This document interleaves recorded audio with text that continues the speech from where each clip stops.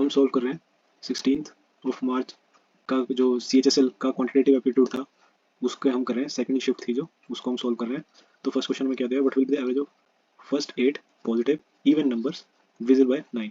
मतलब अगर कोई एक नंबर 9 से डिविजिबल है तो उसमें 9 का मल्टीपल हो गई, तो 9 का मल्टीपल तो है ही 9 इंटू, अब अंदर क्या है, मतलब उसने मुझे पूछा एवरेज, मतलब सम तो होगा पहले ही, तो 2 और पॉजिटिव भी होना चाहिए, यानी 9 इंटू 2 प्लस, अब क्योंकि उसने फर्स्ट पूछा है तो मेरे बिल्कुल स्टार्टिंग नंबर से हो जाएगी, 9 इंटू 1 तो ओड नंबर हो जाएगा, मुझे पॉजिटिव चाहिए 2 into 4 plus 6 up to 8th number. और अगर मैं ऐसे 2 कॉमन ले लूँ तो बाहर क्या आ जाएगा 18 into 1 plus 2 plus 6 up to 8, मतलब 4 जो भी है।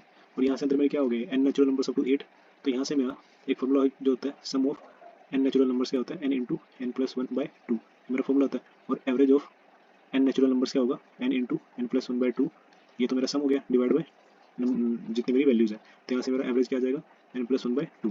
ठीक है, अब मेरे यहाँ पे एन कितना है, एन मेरा, एक मिनट मैं सिर्फ नीचे कर लेता हूँ, यहाँ 18 तो मेरा बाहर कॉमन चल ही रहा है, अंदर इसका क्या आ जाएगा एन प्लस 1, एन मेरे कितने 8, 8 प्लस 1 इज 9 अपॉन में 2, इससे कितने पे गया 9 पे, और अंदर क्या आ गया अंदर 8 प्लस 1 9, तो यहाँ से मेरे क्या आ गया answer 81, option number 3। Next question, मुझे कोसेक प्लस कोट दिया हुआ है इज इक्वल टू एस और वैल्यू करनी है फाइंड कोस थीटा में। ठीक है, तो मैं अगर एक चीज़ अपने ऑप्शन से जाऊँ, देखिए इसको जो क्या कहते हैं ट्रिग्नोमेट्री होती है उसमें एन नंबर्स हुए होते हैं, आप कैसे मतलब कौन से रास्ते से निकल जाओ और आंसर तक पहुंचो ना पहुंचे कुछ नहीं पता, लेकिन अगर मैं अपने आंसर को देखूँ सब मुझे एस स्क्वायर दिख रहा है, एक चीज़ तो सब में कॉमन है कि एस स्क्वायर है, तो मैं मुझे इतना बताइए मुझे अपना एस स्क्वायर करना पड़ेगा। ठीक है, तो मैं सबसे पहले एस स्क्वायर तो देखो मैं करूँगा, लेकिन उससे पहले मैं इसको ना थोड़ा सोल्व कर लेता हूँ। इसको सोल्व करने से क्या जाएगा 1 प्लस कोस थीटा अपॉन में sine theta is equal to S. अब इसको इसका मैं स्क्वायर करूँगा दोनों तरफ, इसका दोनों तरफ स्क्वायर करके क्या आएगा, ये आ जाएगा S square is equal to, इसका भी स्क्वायर होगा और इसका अलग से स्क्वायर होगा, तो यहाँ से क्या आएगा ये 1 plus cos square plus 2 cos theta upon में साइन स्क्वायर थीटा होगा, साइन स्क्वायर थीटा को क्या लिख सकते हैं 1 minus cos square theta, 1 sign square theta को लिख सकते हैं 1 minus cos square theta, 1 minus, या फिर 1 माइनस कोस स्क्वायर थीटा 1 कोस। हाँ यहाँ पे एक चीज़ और कर सकते थे, CND भी लगा सकते हैं वैसे, एक बार मैं पहले CND से ही दिखा देता हूँ, फिर देखा एक और चीज़ मेरे को दिख गई इसमें, वो भी हो सकती थी।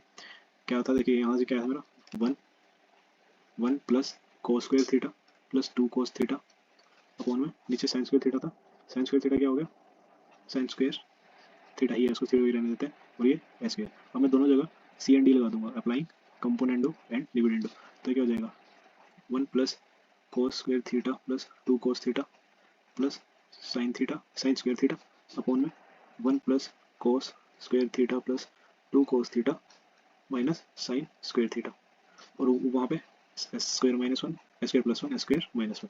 अब यहाँ से अगर मैं एक चीज़ देखूँ, यहाँ पे मेरा sine square plus cos square बनता है, ये क्या होता है ये होता है 1, इसको स्क्वायर करूँगा तो 1 हो जाएगा, तो यहाँ से मेरा क्या हो जाएगा एक 1 मेरा पहले, तो यहाँ पे होगा 2 प्लस 2 कोस थीटा मेरा बचा इधर अपॉन में क्या हो जाएगा अपॉन में यहाँ पे मेरा है कोस स्क्वायर थीटा, यहाँ पे मैं क्या कर सकता हूँ ये देखिए मेरा 1 माइनस साइन स्क्वायर दिख रहा है मुझे, वो क्या होता है 1 माइनस साइन स्क्वायर थीटा का कोस स्क्वायर थीटा, और एक कोस स्क्वायर थीटा मेरा पहले ही है, और उस कोस स्क्वायर थीटा में एक और कोस स्क्वायर थीटा जुड़ेगा तो क्या हो जाएगा 2 cos square theta plus 2 cos theta is equal to ये वाली जो मेरी वैल्यू है S square plus 1 one S square minus 1। अब मैं एक चीज़ ध्यान से देखूँ तो यहाँ मेरा अगर मैं 2 को कॉमन ले लूँ, ऊपर मैं 2 को कॉमन ले लूँ, चलो 2 को कॉमन नहीं लेते, तो यहाँ से क्या आएगा 2 तो वैसे मेरा कट ही रह सकता है, अगर मैं 2 को कॉमन ले लूँ ऊपर नीचे, ऊपर क्या बचेगा मेरा 1 प्लस कोस थीटा, और नीचे नीचे जो मेरा है क्या कहते हैं इसे, यहाँ पे नीचे इस क्या बचेगा, अगर मैं कोस कोस थीटा कॉमन ले लूँ तो बचेगा 1 प्लस कोस square theta plus 1 1 plus cos theta अंदर ये बचेगा, इससे कट जाएगा और यहाँ क्या आ जाएगा square plus 1 S square minus 1। यहाँ से मेरा 2 से 2 गया था, आंसर क्या था 1 बाई कोस थीटा, मुझे आंसर किसका बनाना था कोस थीटा का, तो रिवर्स हो जाएगा cos theta is equal to S square minus 1 S square plus 1, ये इसका आंसर हो जाएगा। ठीक है, और जो मैं कह रहा था कि दूसरी चीज़ मुझे जो एक और चीज़ दिखी है इसमें, वो क्या था वो भी बता देता हूँ मैं।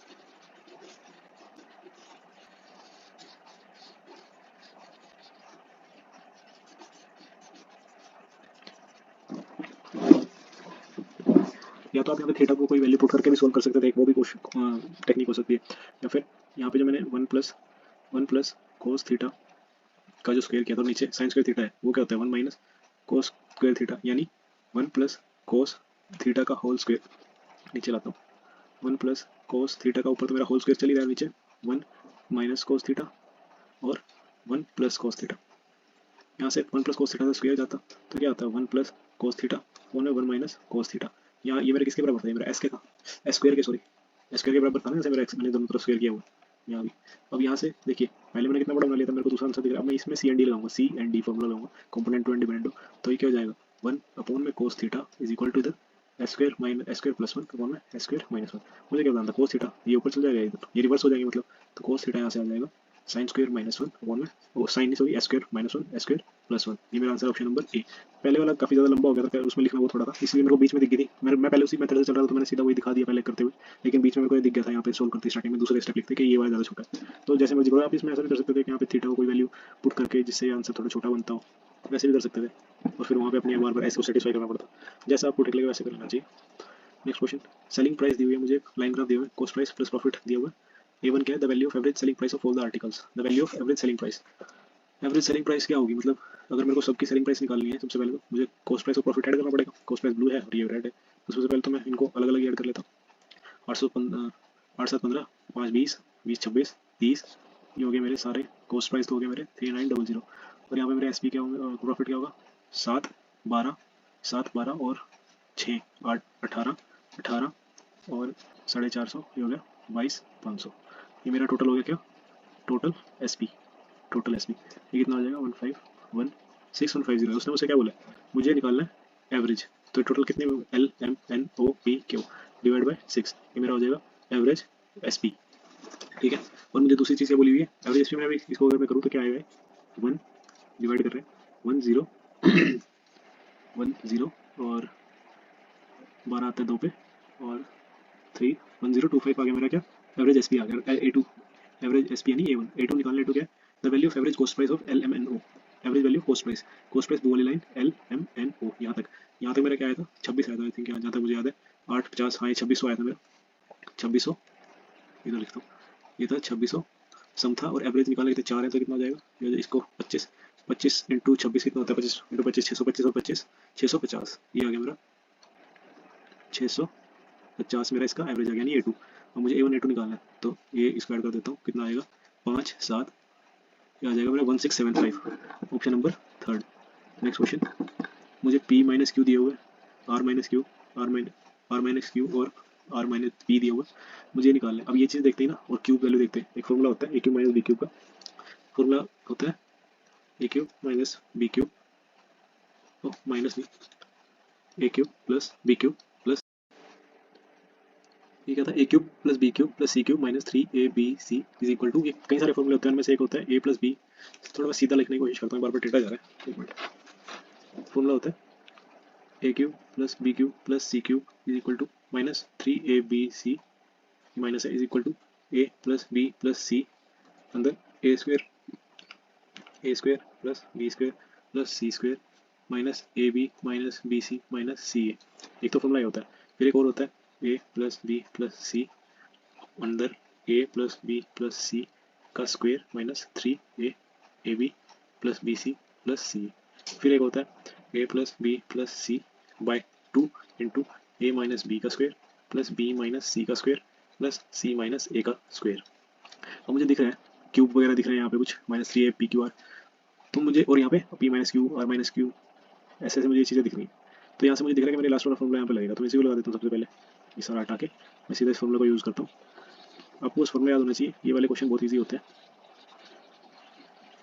तो यहाँ से मेरा क्या फॉर्मूला बना था, पहले तो मैं देखता हूँ मुझे क्या दिया हुआ है, P Q plus Q Q plus R Q minus 3 P Q R upon में P plus Q plus R. अब यहाँ से अगर मैं ऊपर वाले को इसको लिखूँ तो ऊपर वाले को क्या लिख सकता हूँ, ऊपर वाले का फॉर्मूला क्या था, P plus Q plus R by 2 into P minus Q का square plus Q minus R का square plus R minus P का स्क्वायर। ठीक है, और बेस में क्या है मेरा P plus Q plus R, ये मेरा कट जाएगा P plus Q plus R, तो ये कंप्लीट के बाय में 2 रह जाएगा मेरा। अब मुझे अंदर वाली वैल्यूज दी है, मुझे उसका स्क्वायर करके ऐड करना है बस। पी माइनस क्यू का square is equal to 36 plus ये मैंने किया, ये 36 दिया हुआ है, क्यू माइनस आर दिया हुआ है, यहाँ पे मुझे आर माइनस क्यू दिया हुआ है, लेकिन फर्क नहीं पड़ता क्योंकि स्क्वायर है, तो सीधे 5 का स्क्वायर कितना होगा 25, ऐसे ही आर माइनस पी का स्क्वायर क्या होगा, ये हो जाएगा प्लस 9, और इसको कंप्लीट को डिवाइड बाय 2 क्योंकि मेरा बचा हुआ था 2, तो ये कितना होगा 45 45 और 25 ये होगा 60, नहीं 45 और 25 होगा मेरा 70 70 बाय 2 कितना होता है 35, इसका आंसर मेरा आ गया 35। Next question, angle made by a कोड on major arc of a circle is 50 degree, what will be the angle made by the same कोड on the minor arc of, देखिए यहाँ पे उस मेजर आर्क माइनर आर्क अगर आपको clear है तो यहाँ से सीधा आंसर मुझे दिख रहा है 130 आएगा। कैसे, यहाँ पे 2 3 चीज़ें होती हैं, सबसे पहले कि अगर ये भी अगर मेरा कोई कोड है और उसने बोला है कि वो मेजर आर्क, जो मेजर आर्क है मतलब ये बड़ी वाली आर्क है और ये माइनर आर्क है, उसने बोला कि जो मेजर आर्क पे वो 50 डिग्री बना रहा है, ठीक है। ये मैं जनरल टर्म में बताता हूँ कि अगर यहाँ पे ये मेरी अगर कोड मेजर आर्क पे अगर थीटा एंगल सबटेंड कर रही है, तो ये मेरी माइनर आर्क पे जो एंगल सबटेंड करेगी वो कितना करेगी, वो करेगी 180 माइनस थीटा। तो यहीं से मेरा क्या आंसर आया था, 180 माइनस 50 130, यहाँ से मेरे 130 आता। और एक चीज़ और होती है कि अगर जैसे इसको हटाता हूँ, इसी में ही यहाँ पे अगर मेरा सेंटर है और ये यही कोड अगर मेरे सेंटर पे कितना एंगल सबटेंड करेगी, वो 2 थीटा। तो इस तरह के इसमें सिर्फ यही फॉर्मूला होता है कि थीटा है तो 2 थीटा कितना होगा या अपोजिट एंगल कितना होगा, बस यही कंसेप्ट होता है इसमें। ये दो तीन एक ही कंसेप्ट से दो तीन क्वेश्चन बन सकते हैं बस। तो इसमें ये theta is equal to 180 minus theta वाले फॉर्मूला से हमारा यहाँ पे आंसर आ गया इसका 130। Next question, sine theta by ये दिया हुआ मुझे, what is the value of theta. मुझे थीटा की वैल्यू बतानी है। यहाँ से क्या दिया हुआ है, साइन थीटा दिया हुआ है अपॉन में cot theta plus cosec theta is equal to 1। अब या तो देखिए इस तरह के क्वेश्चन में ना हमें सबसे सही चीज़ होती है कि सीधा सीधा अपने जो हमें ऑप्शन दिए हैं वो पुट करके चेक कर लेना चाहिए। सबसे जल्दी तो वही से हो जाता है कि मुझे ट्रिग्नोमेट्रिक वैल्यूज अच्छे से याद है। तो देखिए अगर मुझे ये पता है कि साइन की वैल्यू 30 पे क्या होती है, स्टैंडर्ड वैल्यूज दी हुई है सारी, सीधा सीधा मुझे पता है। तो स्टैंडर्ड वैल्यूज में मेरे आंसर वैल्यूज क्या है, तो सीधा सीधा मैं ऐड करके आंसर निकाल सकता हूँ, मतलब कंफर्म कर सकता हूँ आंसर बना रहा है कि नहीं। लेकिन अगर वैसे नहीं करना है, टाइम वेस्ट है, मतलब नहीं याद आ रहा है, तो फिर सीधा मतलब इसको ये लंबे मेथड से जाओ। लंबा मेथड क्या कहते हैं, लंबा मेथड कहते हैं इनको सोल्व करो, साइन थीटा अपॉन में कोट थीटा क्या होता है, इसको पहले उधर ही ले जाता हूँ। साइन थीटा इक्वल टू 1 से मल्टीप्लाई करके सेम हो जाएगा, coat theta plus cosec theta, उसको क्या लिखेंगे, कोस थीटा अपॉन में साइन थीटा। और कोसेक थीटा भी क्या होता है, वही साइन थीटा होता है, प्लस 1 ही रह जाएगा। ये 1 बाई साइन थीटा होता है ना, तो यहाँ से क्या हो जाएगा, sine square theta is equal to cos theta plus 1। इसको अगर मैं क्या कहते हैं 1 प्लस कोस थीटा हो जाएगा। अब यहाँ से अगर मैं इसको क्या कहते हैं, इसको अगर इधर ले जाऊँ 1 प्लस है ना, हाँ साइन स्क्वायर, इसको क्या लिख सकते हैं, इसको लिख सकते हैं साइन स्क्वायर थीटा का लिखते हैं 1 minus cos square theta is equal to cos theta plus 1। इधर तो मेरा है ही, और ये मेरा ये हो गया 1 माइनस कोस स्क्वायर थीटा का क्या लिख सकते हैं, मैं इधर लिख के आ रहा हूँ, लिख रहा हूँ 1 plus cos theta into 1 minus cos theta, और इक्वल टू के उधर क्या है मेरा, इक्वल टू के उधर कोस थीटा प्लस 1। अब 1 प्लस कोस थीटा हो या कोस थीटा प्लस 1, वो आंसर तो सेम ही देंगे ना, तो इससे कट जाएगा। और यहाँ से मेरा क्या आ जाएगा, cos theta is equal to 1। और कोस की वैल्यू थीटा किस थीटा पे 1 होती है, वो मेरे को पता है, मेरे होती है, एक मिनट, कोस की वैल्यू, अरे नहीं नहीं ये 1 नहीं आएगा, ये पता क्या आएगा, यहाँ तो मेरा क्या बचा 1 minus cos theta is equal to 1 बचा इधर। तो यहाँ से मेरा आंसर क्या आ जाएगा, cos theta is equal to 0 degree आई है, और कोस की वैल्यू 0 कब आती है, 90 डिग्री में। यहाँ पे गलती हो सकती थी, मतलब सिली मिस्टेक है, देखिए कितनी छोटी सी, कि दोनों तरफ काटा और इसको 0 मान लिया, मतलब इसको 0 मान लिया, लेकिन ये 1 है, यहाँ पे 1 बचा था, और 1 1 से माइनस होकर 0 आ गया था, कोस 0। अब देखिए यहाँ पे तो हमने कितना लंबा किया, उससे बेटर ये होगा अगर मेरे को ट्रिग्नोमेट्रिक वैल्यू याद है, तो मैं सारी सबसे पहले 0 पुट कर, सबसे पहले मैं करता 45, सच में सबसे पहले 45 करता, क्योंकि वो सबसे कन्वीनियंट वैल्यू होती है। उसके बाद 0, फिर 90, फिर 30, क्योंकि इसमें मेरे अलग अलग वैल्यू होती है। इस 90 पे कोई ना कोई 0 हो जाता है, 0 पे भी कोई ना कोई 0 होता है, और 45 पे या तो 1 होती है या वैल्यू सेम होती है। तो सबसे पहले 45 करना चाहिए, फिर 0, फिर 90, फिर सबसे लास्ट में 30 करता हूँ इसको पुट। तो मैं तो इसको ऑप्शन सही जाता है, सबसे कन्वीनियंट हो रहता है। 7th question, a sum of 3000 is invested in the scheme of simple interest. The rate of interest in the scheme is 10% per annum. If 1200 interest is obtained, for how many years the sum was invested? ये देखिए, तो basic SI is equal to PRT upon simple interest is equal to PRT upon 100 वाले फॉर्मूले से। ये SI दिया हुआ है 1200 है, और मुझे प्रिंसिपल दिया हुआ 3000, उसमें मुझे रेट दिया हुआ है 10% है, और टाइम मुझे बताया है मंथ्स में बताना है मुझे। उसने मुझे यहाँ से मेरा कितना आएगा, यहाँ से क्योंकि परसेंट पर एनम, यहाँ से मेरा आएगा टाइम ईयर्स में, क्योंकि रेट मेरा परसेंट पर एनम अपॉन में 100, 0 से 0 गया, ये एक और 0 से एक और ये गया, तो यहाँ से टी क्या आ गया, टी आ गया मेरा 3 से 4 ईयर्स, लेकिन मुझे निकालना कितना मंथ्स में, तो इंटू 12 करूँगा, यानी 48 मंथ्स हो जाएंगे मेरे, option number 4। Next question, what is the difference between average population of A and be in all the years. अब एवरेज पॉपुलेशन निकालनी है। अब या तो मैं देखिए एवरेज पॉपुलेशन निकालने के लिए या तो मैं क्या करूँ, सबसे पहले सारे रेड को ऐड करूँ, सारे ब्लू को ऐड करूँ, एक बड़ा सा एक दो बड़ी बड़ी वैल्यू बनाऊँ, रेड और ब्लू वाली, मतलब ए और बी वाली, और फिर उन बड़ी बड़ी वैल्यू से आपस में से माइनस करूँ, और अपने एरर के चांसेस बढ़ा लूँ। इससे एरर के चांसेस बढ़ जाते हैं, उससे सही है कि मैं यहीं से इसको इनका डिफरेंस लेता चलो। तो डिफरेंस निकाल लेता हूँ मैं, रेड को पॉजिटिव मान के, रेड मतलब बी में से ए माइनस कर देता हूँ, ठीक है। जो भी मेरा पॉजिटिव आएगा उसको पॉजिटिव रख लूँ, मुझे नेगेटिव आएगा नेगेटिव रखता चलूँगा। अगर अपने साइन को मेंटेन करता चलूँ तो आंसर तो मेरा सही आना ना। इसमें से ए माइनस करूँगा, 800 माइनस 500 300, अब ये मेरे छोटे थे, यहाँ से -100, अब ये यहाँ पे आएगा -100 यहाँ, क्योंकि मैं रेड में से ब्लू माइनस कर रहा हूँ, ये नीचे है देखिए, यहाँ से -50, और यहाँ पे रेड में से 200, तो ये 100 माइनस के 200 हो गए, 200 यहाँ से ये कटा, और 300 प्लस 300 है, और ये यानी प्लस 250 मेरा डिफरेंस आ गया। अब प्लस 250 सिर्फ डिफरेंस आया उनका, मेरे से डिफरेंस नहीं पूछा, मेरे से पूछा एवरेज, डिफरेंस एवरेज, डिफरेंस का एवरेज। अब डिवाइड कितने में हो जाएगा, 1 2 3 4 5 में, तो ये डिफरेंस मेरा डिवाइड होगा कुछ 5 में, आंसर क्या आएगा 50, आंसर मेरा third. Next question, the downstream speed of a boat is 25 kilometre per hour and speed of stream is, देखिए मतलब अगर मेरी स्ट्रीम की स्पीड, अगर बोट की स्पीड बी है और स्ट्रीम की स्पीड एस है, वो मुझे 25 दी हुई है, और मुझे क्या दिया हुआ है अलग से स्ट्रीम की, मतलब स्ट्रीम की स्पीड दी हुई है एस, वो कितनी है 3 किलोमीटर पर आवर। तो यहाँ से मेरे को क्या दिया हुआ है, ये 3 दी हुई है, तो बी कितनी होगी कि मिलके 25 हो जाता है, ऐसे दिख रहा है कि 22 होगी। अब मुझे पूछा what will be the total time taken by the boat to cover 100 kilometre down stream, मतलब 100 किलोमीटर डाउन स्ट्रीम, मतलब बी प्लस एस दोनों ऐड हो जाएंगी, प्लस 57 किलोमीटर अप स्ट्रीम, मतलब बोट को रजिस्ट करना पड़ेगा, तो इसमें से माइनस हो जाएगी स्ट्रीम की स्पीड। मुझे यहाँ से टाइम निकालना है, बी प्लस एस क्या होगा, बी प्लस एस तो 25 ही दिया हुआ है, मतलब यहाँ से क्या बनेगा मेरा 100/25 प्लस जो कि 4 हो जाएगा, और यहाँ से बी माइनस एस, मतलब 22 में से 3 गए कितना होगा 19, तो 57/19 जो कि 3 पे हो जाता है, तो 4 + 3 आंसर आ गया, 7 आवर्स लगेंगे मुझे ये कंप्लीट 100 किलोमीटर प्लस 57 किलोमीटर की अप और साइड डाउन जर्नी करने में। Next question, how many numbers are there from this to this which are divisible by both 5 and 3, मुझे बोथ 5 एंड 3 का डिविजन बताना है। देखिए इस तरह के क्वेश्चन में ना, या तो आप, मैं दो तरीके बताता हूँ, अगर ऑप्शन सबसे पहले तो ना जो मैं पहले करूँगा उससे जाना चाहिए। सबसे पहले अगर मेरा ऑप्शन थोड़े दूर दूर हो, अगर बिल्कुल ही पास दिए हो जैसे 29 30 31 32 इस तरह से बिल्कुल आसपास ऑप्शन दिए हो, तो वाला मेरा पहला ऑप्शन जिससे मैं करूँगा उससे वो तो फेल हो जाएगा। उसके बाद फिर हमें स्टैंडर्ड थोड़ा सा लंबा मेथड करना पड़ेगा, लेकिन यहाँ पर मुझे दिख रहा है कि सिर्फ एक ही वैल्यू पास है, बाकी सारी तो दूरी है, तो इसमें मैं चांस ले सकता हूँ अपने छोटे मेथड को यूज़ करने का। छोटे मेथड को यूज़ करने का मतलब मुझे 5 और 3 का मल्टीपल चाहिए, ठीक है, तो मैं सीधा सीधा अपनी जो भी मतलब जहाँ से भी चाहिए उसको डिवाइड कर दूंगा, मतलब जैसे 457 को मैं सीधा 15 से डिवाइड करूंगा, क्योंकि 5 का मल्टीपल होना चाहिए 3 का भी, तो दोनों को मिला के 15 का मल्टीपल होना चाहिए। ठीक है, यहाँ से मैं अगर इसको मल्टीप्लाई करूँगा दिख रहा है कि नहीं जाएगा, ये कितने में जाएगा 3 और 7 रिमाइंडर जाएगा, तो 50 × 30 + 7, तो मैं सिर्फ एक अपना क्या बोलते थे अपना क्वेश्चन लूंगा, सिर्फ अपना मैं जो मेरा आएगा क्वेश्चन डिवाइजर, हाँ क्वेश्चन को ही मैं पिक करूंगा कि मेरे इतने वैल्यूज होंगे। तो मैं ऐसे देख लेता हूँ, देखिए अब मुझे ना इस वाले मेथड की एक शॉर्टकमिंग होती है कि मैं इसको बीच में से नहीं देख सकता, मतलब ऐसे नहीं कि जैसे यहाँ पे 17 से 457 मैं इनके बीच में नहीं देख सकता। मैं इस वाले मेथड से क्या कर सकता हूँ, सिर्फ अपने जीरो से पहले 17 देख सकता हूँ, फिर जीरो से इस नंबर तक देख सकता हूँ। उसमें क्या होगा, मुझे पहले ये वाला केस निकालना पड़ेगा एक, फिर ये वाला केस निकालना पड़ेगा, और दोनों में का डिफरेंस लेना पड़ेगा, तो मेरा आंसर आएगा। लेकिन फिर उसमें बहुत ज़्यादा टाइम नहीं लगता। इस क्वेश्चन को देखिए मैं करके दिखाता हूँ, अभी तो मैं सिर्फ समझा ही रहा था ना।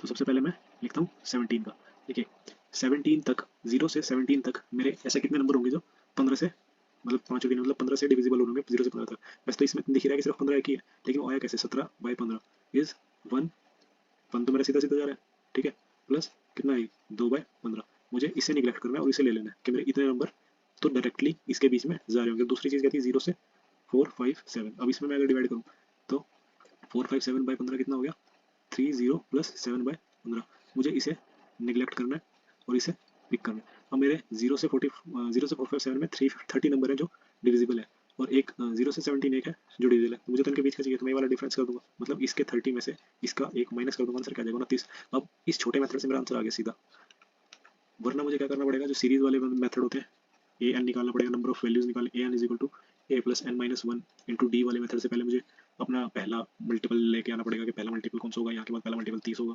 इससे पहला मल्टीपल क्या होगा 30.5 होगा, इसके बीच में टोटल वैल्यूज कितनी आ रही है ए एन से आएगा ना, कि देखिए मैं दिखाई देता हूँ करके कैसे आएगा उस वाले मेथड से भी, उसमें ऐसे दो जी उसमें भी होगा ऐसी 0 से 17, और नहीं उसमें डायरेक्टली भी कर सकते हैं हम, 0 से 17 जाने की जरूरत नहीं है इस वाले मेथड में।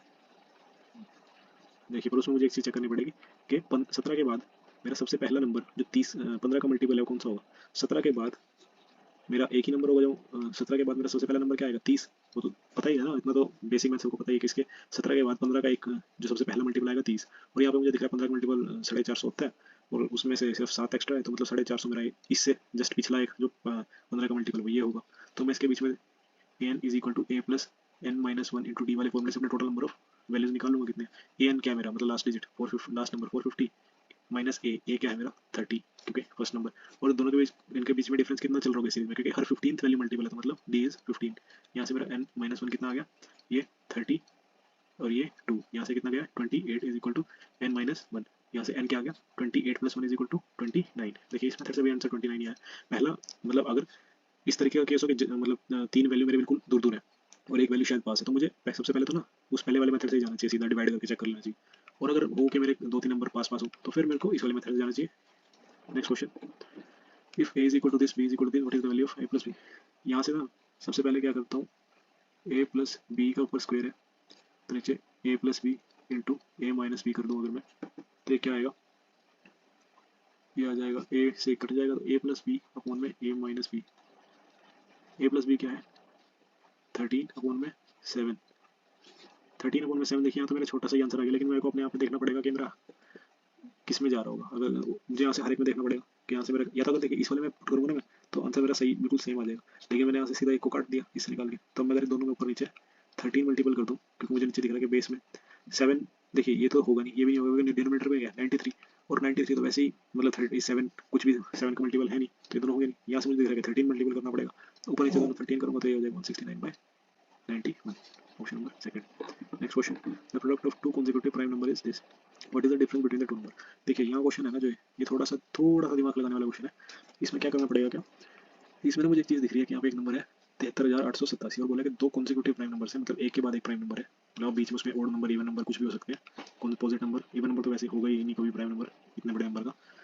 और अब मुझे यहाँ से एक चीज़ दिख रही है कि मैं अगर इसके आसपास के नंबर देखना चाहूँ कि मेरे किसके मल्टीपल हो सकते हैं, कौन से प्राइम नंबर हो, तो मुझे स्क्वायर सबसे पहली चीज़ तो देखनी चाहिए स्क्वायर, क्योंकि उसने बोला कॉन्सिक्यूटिव नंबर जब बताना होता है ना, तो मतलब पास पास वाले होंगे, एक दो नंबर होंगे उनके बीच में, जैसे 3 होंगे 4 5 का गैप होगा, तो सबसे पहले स्क्वायर देख लेना चाहिए, उससे मेरे अंदाजा लग जाता है कि मुझे इससे छोटा स्क्वायर देखना है कि कौन सा होगा।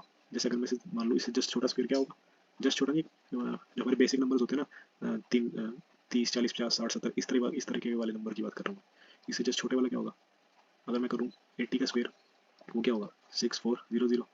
अगर मैं करता हूँ 90 का स्क्वायर वो क्या होगा 8100। देखिए अब मुझे एक चीज़ दिख रही है कि 80 से का स्क्वायर करता हूँ तो छोटा है, 90 का स्क्वायर करता हूँ तो बड़ा आ रहा है, तो मतलब आंसर मेरा कहीं ना कहीं 80 और 90 के बीच में होगा। ठीक है, प्लस मुझे एक चीज़ और याद है, 8 9 का क्या होता है, 8 9 का क्या होता है 72, मतलब अब यहाँ से भी मेरी कन्फर्म हो गई है, मुझे क्या दिख रहा है 7387, मतलब आंसर मेरा 88 से 90 के बीच में ही होगा कहीं ना कहीं।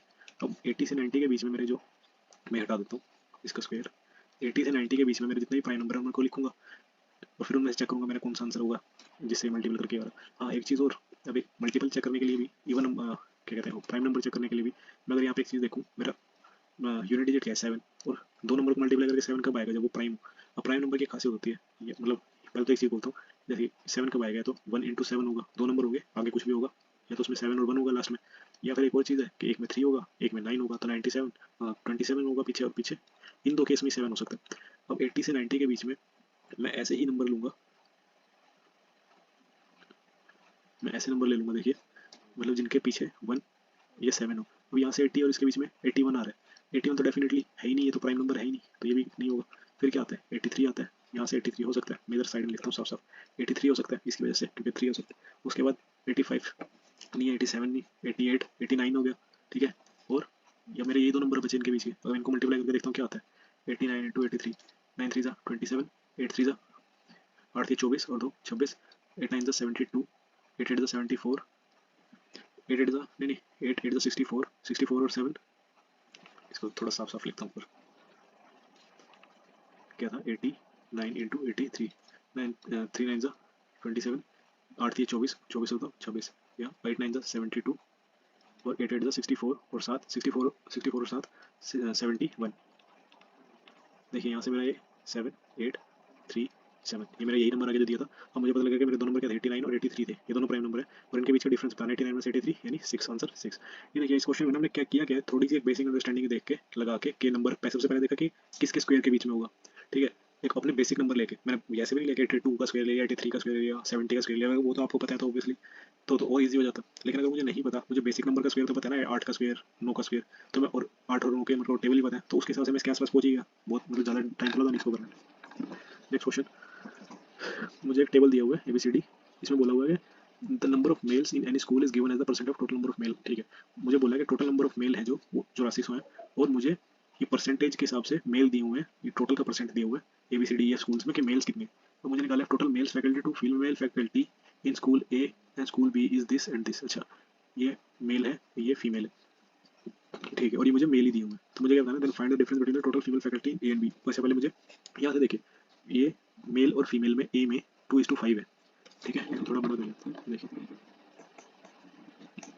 देखिए यहाँ पे क्या है 2:5, यहाँ पे ये 2 है और ये 5 दिया हुआ उसने ए में, और ऐसे ही बी में कितना दिया है 4:3। ठीक है, अब मेरे को यहाँ पे दिख रहा है कि 2 दोनों तरफ 5 से मल्टीप्लाई हो रहा है, तो इधर भी कितना हो जाएगा, ये रेशो ही है ना 2:5 के, अगर मेन 2 है और ये 5 है तो ये 5 2 10 होगा और ये 5 5 25% फीमेल्स हो जाएंगी, यहाँ से आया मेरा। ऐसे ये 5 4 20 दिख रहा है मुझे, रेशो में, तो इधर भी 5 से मल्टीप्लाई कर दूंगा, 5 इंटू 3 कितना हो जाएगा 15।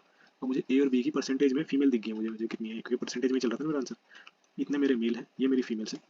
तो मुझे पूछा गया what is the total difference between female of A और फीमेल ऑफ बी के बीच में डिफरेंस कितना है, 10% का। अभी 10% टोटल का कितना है, मतलब 84 100 का 10% कितना होगा, 0 से 0 का कितना आ गया 840। तो ये ए माइनस बी की फीमेल्स का difference, option number A. Next question, K L M N is a right angle triangle, angle M is 90 degree. अच्छा, मुझे देखिए एक राइट एंगल ट्रायंगल दिया हुआ है के एल एम एन, जिसमें मुझे बोला एम 90 डिग्री है, तो ये होगा के एल एम। मुझे दिया हुआ है के एम 12 दिया हुआ है, एल एम 5 दिया हुआ है, तो ये 13 हो जाएगा क्योंकि ट्रिपलेट होता है 13 12 5। और what is the value of sec L, sec L बताना है। सेक एल क्या होता है, हाइपोटेन्यूज अपॉन में बेस, यहाँ से बेस क्या 5, हाइपोटेन्यूज 13, 13/5 इसका आंसर आ जाएगा सेक एल का, option number 4। Next question, Anu started a business by investing 30,000। After 6 months, Ajay joined him with a capital of 45,000. After another 3 months, Ankit joined them with a capital of 60,000. At the end, उनका profit दिया। देखिए ऐसे question में ना 0 0 खींचने से बेहतर है आप इसका रेशियो निकाल, पहले ही जितना रेशियो काट सकते हैं काट लो। मैं यहाँ से क्या कर रहा हूँ, पहले तो 3 0 तो काट ही रहा हूँ इन सब, इसमें जो मेरे उनके तीनों की इन्वेस्टमेंट्स है, प्लस मुझे दिख रहा है ये 15/2 है, ये 15/3 है, और ये क्या है 15/4। तो मैं सबसे पहले ना ये अनुज है, ये अजय है, और तीसरा बंदा क्या है अंकित, ANKIT। इनके रेशियो से लिख लूंगा सीधा, ये 30 को काट के 2 पे, 45 को काट के 3 पे, और ये 4 पे, मैंने सीधा इनके रेशियो लिखा। वो इनके टाइम से मल्टीप्लाई कर दो, तो ये 12 मंथ्स के लिए, ये 6 मंथ्स के लिए, और ये और 6 मंथ्स के, क्योंकि अजय के भी बाद आया कौन, अंकित, कितने 3 मंथ्स बाद। अजय खुद 6 महीने बाद आया, और 6 महीने के 3 महीने और बाद अंकित आ रहा था, मतलब वो सिर्फ 3 महीने रुका। तो मैं ऐसा निकाल देता हूँ 12, ये 24 रेशो, 6 दिया 18 रेशो, 4 दिए 12, इसको अगर मैं निकालूँ तो 4 3 2 रेशो, मेरा ये इनका इन्वेस्टमेंट का रेशो आ गया तीनों बंदों का। और क्या बोला है कि मुझे टोटल अमाउंट दिया हुआ 18,000, तो ये कितना बन रहा है 8 2 इन 9 बन रहा है टोटल 18,000 अपॉन में 9। और पूछा किसका है, अनुज का बताना है प्रॉफिट, अनुज का 4 है, तो दिख रहा है ये 2, यानी 8,000 इसका आंसर हो जाएगा अनुज का profit. Next question, 16 question, 150 liter of mixture of milk and water contains 30% of milk. How much more milk must be added to make water percentage in the mixture 40%। अच्छा, water का परसेंटेज बनाना है 40%, ठीक है। देखिए अब इसको हम एलिगेशन से कर सकते हैं। एलिगेशन में क्या कि सबसे पहले मेरे पास एक 30% का मिल्क का वो है, क्या बोलते हैं उसे, सोल्यूशन है 30% मिल्क का। अब मैंने उसमें मैंने और मिल्क ऐड किया है। अब मिल्क मैंने पहले तो सोल्यूशन है, अब मुझे प्योर मिल्क ऐड करना है, तो प्योर मिल्क की क्वांटिटी क्या होगी 100%, क्योंकि सिर्फ मिल्क ऐड कर रहे हैं ना, वाटर थोड़ी ऐड कर रहे हैं, और मिल्क की क्वांटिटी 100% होगी। तो उसने बोला कि अगर कितना मिल्क ऐड करें, प्योर मिल्क ऐड करें कि जो वाटर की परसेंटेज है ना मिक्सचर में 40% हो जाए। अब हम कर तो रहे हैं मिल्क की बात, और उसने मुझसे पूछा है वाटर की। तो अगर किसी भी सोल्यूशन में 40% पानी है तो 100 माइनस ये 40% दूसरी चीज़ हो जाएगी। अब यहाँ पे अगर 40% पानी है तो 60% क्या होगा वाटर, 40% क्या 60% क्या होगा मिल्क। तो ये मेरी बन गई एक एलिगेशन वाली इक्वेशन। तो यहाँ से मैं माइनस करूँगा क्या आएगा 40, और यहाँ से माइनस करूँगा 30। तो मेरे पास ये क्या आ गया 4:3 मेरे पास रेशियो आ गया किसका, जो मेरा पहला सोल्यूशन था जो कितना था 150, और मेरे पास ये आ गया जितना मुझे अब मिल्क ऐड करना है 3 यूनिट्स। तो मेरे पास आंसर क्या था 150 यूनिट, 150 लीटर जो है मेरा वो 4 यूनिट था, और मुझे निकालना 3 यूनिट। ये कितना हो गया, ये हो गया 45, 450/4। इसको सोल्व करेंगे तो 112.5 लीटर्स मेरा आंसर आ जाएगा यहाँ से, जो कि मेरा है quantity of milk to be added, मतलब कितना मिल्क मुझे ऐड करना है ताकि वाटर का रेशियो 40% आ जाए। नेक्स्ट क्वेश्चन, ये ट्रायंगल दिया हुआ है JKL, ऑर्थो सेंटर दिया हुआ है, ये मेरा एक ट्रायंगल है, यहाँ पर मुझे K दिया हुआ है, और KOL is 120, KOL O is ortho centre, JKL KO ये J KOL दिया हुआ है 120, what is the value of JL and K मुझे 55 भी दिया हुआ है, ठीक है। देखिए यहाँ से ना एक चीज़ होती है, ऑर्थो सेंटर जो होता है मेरा, ऑर्थो सेंटर यहाँ पे दिया, ऑर्थो सेंटर की प्रॉपर्टी होती है, इसी एंगल्स में लिख कर दिखा देता हूँ, एंगल L, या इसको ऐसे लिखते हैं angle KJL plus angle K, ये ऑर्थो सेंटर था ना मेरा KOL is equal to 180 degree. अब उसमें KOL कितना है मेरा 120, तो KJL क्या आ गया, KJL आ गया मेरा 180 माइनस 20, ये आ जाएगा मेरा KJL इक्वल टू 60 डिग्री, मतलब KJL आ गया 60 डिग्री। अब मेरे पास ये जो मेरा JKL ट्रायंगल है उसमें दो एंगल मुझे पता है 60 और 55, थर्ड एंगल आ जाएगा 180 में से माइनस करके, वो कितना आएगा 55 प्लस 60 कितना होगा, 55 प्लस 60 होगा 115, और 180 में से 115 माइनस करेंगे कितना आ जाएगा 65, आंसर सेकंड। नेक्स्ट क्वेश्चन, मेरे पास एक PQRS साइक्लिक क्वाड्रिलेटर है, इन PQRS, अब PQ ये एक साइक्लिक क्वाड्रिलेटर की जो एक प्रॉपर्टी होती है कि अपोजिट एंगल्स होते हैं जो साइक्लिक क्वाड्रिलेटरल के, उनका सम 180 होता है। यहाँ पे मुझे क्या देगा P is opposite to Q, मतलब P प्लस Q का सम 180 होगा। उसमें मुझे क्या दिया हुआ है, पी प्लस आर दिया हुआ है, ये एंड ये मुझे पी दिया हुआ है, ये मुझे आर दिया हुआ है। यहाँ से मैं सीधा ये वाला फॉर्मूला लगा दूंगा, P plus R is equal to 180। यहाँ से क्या आ जाएगा 3x plus 5 plus 4x is equal to 180। ये कितना आ जाएगा 7x इज इक्वल टू 175। यहाँ से x क्या आ जाएगा 25 डिग्री आ गया क्या मेरा x। यहाँ से मुझे बताना क्या वैल्यू ऑफ x, वही पूछी थी, आ गया answer. Next question, a solid cylinder having radius a solid cylinder having radius base this centimeter and height this is bisected from its height to get two identical cylinders. What is the percentage of increase in the total surface area? Total surface area में कितना increase हो गया पूछा। अगर मैं एक cylinder को बीचों बीच काट देता हूँ, यहाँ पे ना देखिए एक चीज मैं बना के दिखाता हूँ। मेरे पास एक सिलेंडर है, ठीक है। अभी इसका कुछ ना कुछ टीएसए होगा, इसका टीएसए वैसे ही होगा, इसका टीएसए क्या होगा 2 पाई आर प्लस एच, ये इसका टीएसए होगा। लेकिन अगर मैं इसको ना यहाँ से काट दूँ बिल्कुल मिडिल में से, तो मेरे पास ना दो फेस इंक्रीज हो जाएंगे। कैसे? अगर मैं से एक तो मेरा ये वाला नीचे जो नीचे पड़ा है, देखिए मैं इसे दो कलर में कर देता हूँ। एक मेरा ये वाला सिलेंडर है और एक मेरा ये वाला सिलेंडर है। तो एक ये वाला सिलेंडर अलग हो गया और एक ये वाला सिलेंडर अलग हो गया मेरा। अब इसमें मेरे पास ना देखिए ये दो फेस एक्स्ट्रा ऐड हो गए यहाँ पे मेरे। एक ये वाला फेस है, एक ये वाला फेस एक्स्ट्रा ऐड हो गया, ये तो था ही नीचे मेरा, एक इसमें भी था, ठीक है। तो ये दो फेस एक्स्ट्रा ऐड हो गया, मतलब यहाँ से पाई आर स्क्वायर मेरा एक्स्ट्रा ऐड हो गया, यहाँ से पाई आर स्क्वायर एक्स्ट्रा ऐड हो गया मेरे टोटल सरफेस एरिया में। तो टोटल ऐड कितना हो गया 2 पाई आर स्क्वायर मेरा ऐड हुआ है, और मेरे को परसेंटेज ही पूछा है कितना इंक्रीज होगा। तो इंक्रीज कितना हुआ है 2 पाई आर स्क्वायर, कितने पे इंक्रीज हुआ है? पुराने टोटल सरफेस एरिया कितना था 2 पाई आर प्लस एच, वो कितना था 2 पाई आर प्लस एच। यहाँ से 2 पाई आर से ये सारा गया, एक आर बचा, तो आंसर मेरा क्या आएगा परसेंटेज में R by R plus H into 100। अब यहाँ पे मेरे को क्या क्या वैल्यू दी है, आर और एच दिया हुआ है। आर मेरा 7 है, एच मेरा 5 है, आर मेरा 7 और नीचे 7 प्लस 5 12 इंटू 100। ये कितना आ जाएगा 70 से पहले 60 आता है 5 पे, और बचा 100। 100 से पहले 8 पे आता है 96, और उसमें से बचा 4, 4 से कम क्या आता है 36, 3 पे, फिर बचा 4, फिर आता है आ गया 58.33% मेरा आ जाएगा कि मेरा इंक्रीज हो गया मेरा टोटल सरफेस एरिया। किसकी वजह से? ये दो एक्स्ट्रा जो मेरे पास सरफेस आ गए हैं इनकी वजह से इंक्रीज हो गया मेरा इतना percent area. Nikhil buys a ring for his wife. Diamond ring marked for rupees this on two successive discount 25%. After getting two successive discount, he pays rupees this. अब या तो इसको देखिए ऐसे कर, दो मेथड होते हैं, या तो आप सक्सेसिव डिस्काउंट पहले निकाल लीजिए कितना आ रहा है, या फिर सीधा ही ऐसे कर लीजिए कि 20,000 है। मैं इस क्वेश्चन में ना क्या करता हूँ, पहले 3 जीरो को उड़ा ही देता हूँ, ठीक है। तो 20 का सबसे पहले 25% डिस्काउंट दूंगा, यानी कि 25% का फ्रैक्शनल वैल्यू क्या होता है 1/4, 4 पे 1 का डिस्काउंट दूंगा, कितने का बिकेगा 3/4 का बेचना मुझे। और x% का डिस्काउंट मतलब x अपॉन में 100 पे x का डिस्काउंट, यानी 100 माइनस एक्स बाई में 100, तब जाके चीज़ बिकी है 12 की। अब यहाँ से ये 5 पे गया, ठीक है, ये 3 से गया 4 पे, और ये 5 से गया 20 पे, और ये 20 इंटू 80 हो गया, तो ये 100 और माइनस एक्स इक्वल टू 80। यहाँ से एक्स क्या आ गया मेरा 100 में से 80 गए 20। देखिए एक ये मेथड हो गया। और दूसरा एक और मेथड क्या हो गया, उसमें एक्स वगैरह नहीं ज़्यादा लेट करना है, एक्स तो देखो उसमें थोड़ा सा तो लेट करना पड़ेगा। मैं सबसे पहले तो निकाल लेता हूँ कि मेरा नेट डिस्काउंट कितना हो रहा है, जो मेरा मतलब 12 पे बेच रहा है सीधा 20 से, कितना है ये 3/5, यानी मुझे दिख रहा है डिस्काउंट कितने का 2/5, ये कितना होता है 40% का डिस्काउंट है। अब यहाँ पे मैं सक्सेसिव डिस्काउंट का अगर फॉर्मूला लगाऊँ, successive discount is equal to, successive discount है कितना मेरा 40, सक्सेसिव डिस्काउंट करता है A plus B minus A B by 100। अब यहाँ पे मेरा 40 इज इक्वल टू ए कितना है 25 प्लस बी मुझे पता नहीं है, मैं बी रहने देता हूँ, ये 25 इंटू बी बाई 100। 25 से गया 4 पे, ये गया 15, और इज इक्वल टू 4 में से 1 गया 3b/4, यहाँ से 5, और ये 5 4 बी इज इक्वल टू 20। ये दो मेथड होते हैं, ये तो ऐसे कर लीजिए, वैसे आंसर दोनों से आएगा। Next question, Anuj efficiency 150% of Vinod efficiency. ये अनुज है, ये विनोद है, उसमें बोला कि एफिशिएंसी 150% है, मतलब अनुज की एफिशिएंसी 3 है, विनोद की एफिशिएंसी 2 है। अनुज की 3 है, इसकी 2 है, तो टोटल वर्क कितना करेंगे 6, और कितने दिन में करेंगे, क्योंकि वर्क सेम है तो इनकी डेज इनका इनवर्सली प्रोपोर्शनल हो जाएगा। ये 2 दिन में कर रहा होगा, 3 दिन में कर रहा होगा। अब उसने मुझे पूछा Anuj can complete the work in 20 days.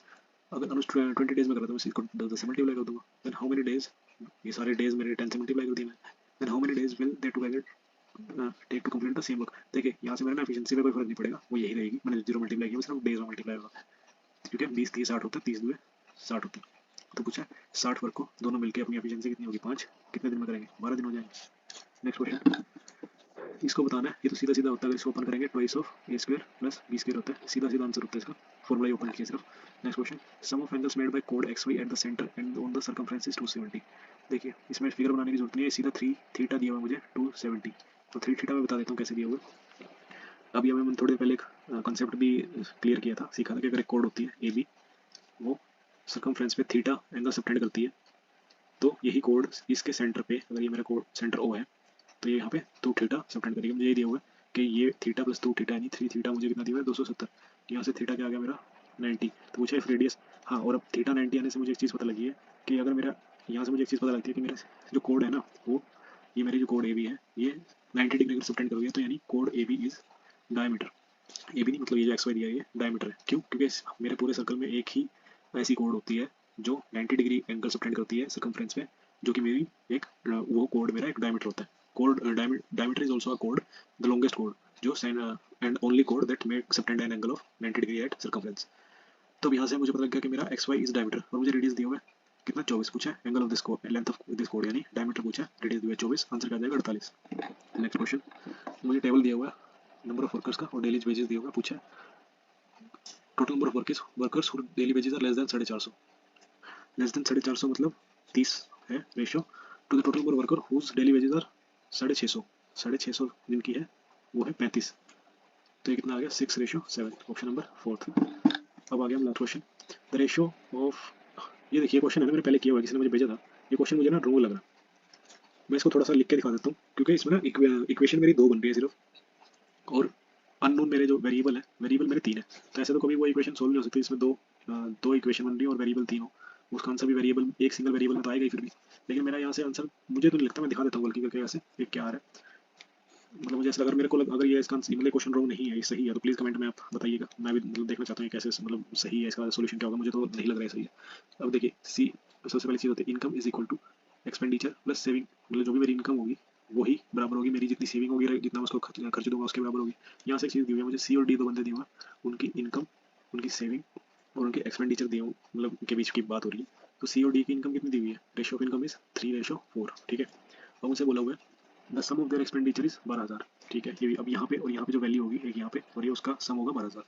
और आगे बोला उसने सेविंग ऑफ सी, मतलब ये जो सी है इसकी सेविंग मुझे is same as that of expenditure of D.